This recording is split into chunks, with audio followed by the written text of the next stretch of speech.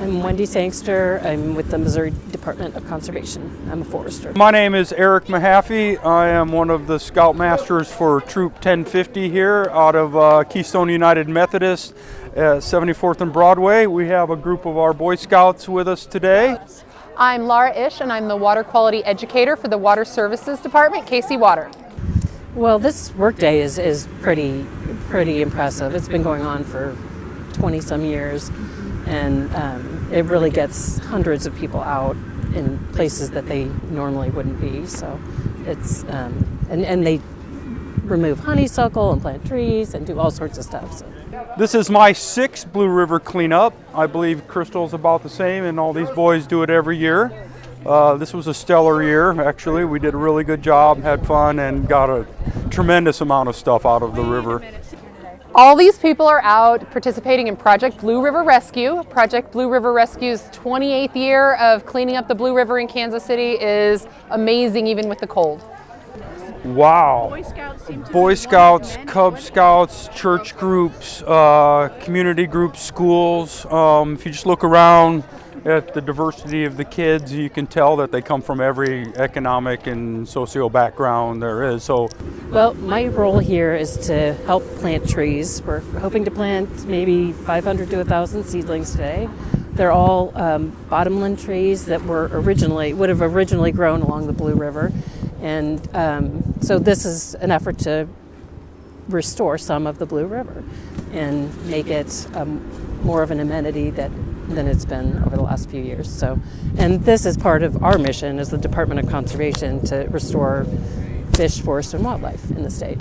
We need to clean up the river because the river is always dirty. There's a lot of trash in Kansas City. It's not always intentional. Sometimes it's simply just the huge floods we had in July and August that are adding to the amount of trash that's been washed onto the floodplains. Other times it's just our winds in the spring blow a lot of things out of recycling bins and out of trash cans, and it ends up on the streets. And anytime anything ends up on the streets or on the ground, it could end up in a storm drain, it can end up in our water systems. Really important, first of all, is our main watershed, but it's a good indicator of how healthy the environment is here. The Blue River takes a lot of flood water when it rains and things come over, so there's a lot of chemicals and things that end up in there. And the health of the Blue River actually reflects the health of our entire ecosystem. So we utilize that as one of our environmental teaching points. It runs right through the heart of our city, and it's right there. It's one of the conservation amenities that we have in our city, and it's very valuable, and we need to value it like that.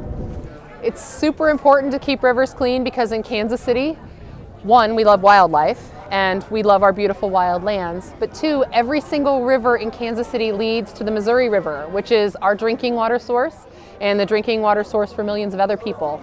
So we need to make sure we keep our water source clean. And as somebody who works for the water department that deals with rising water bills all the time, the more expensive, the more polluted the water is, the more expensive the water is to clean. So it helps keep your bills low.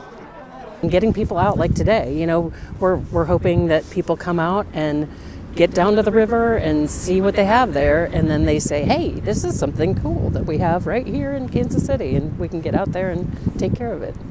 So many people go into making this happen, from the private businesses that fund it to the municipalities that donate in kind time for their people, to the great nonprofits. We have the city here, we have the Parks Department, we have Water Department, we have Bear Crop Science here that does a site. We have Heartland Conservation Alliance and KC Wildlands and Bridging the Gap, and an endless number of Boys and Girls Club volunteers, Boy Scouts, Girl Scouts, that make this thing happen at the end of the day. It's a great teaching point. It raises their awareness so they understand that they're not separate from nature, that they're an extension of it and they need to take care of it.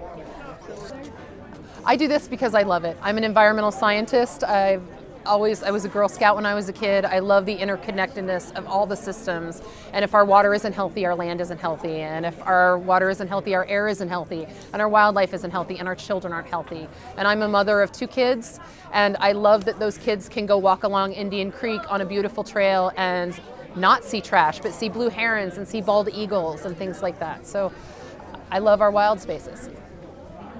It's pretty important work, and we're all stewards of the land. I mean, this is Earth's our mother. We need to take care of her.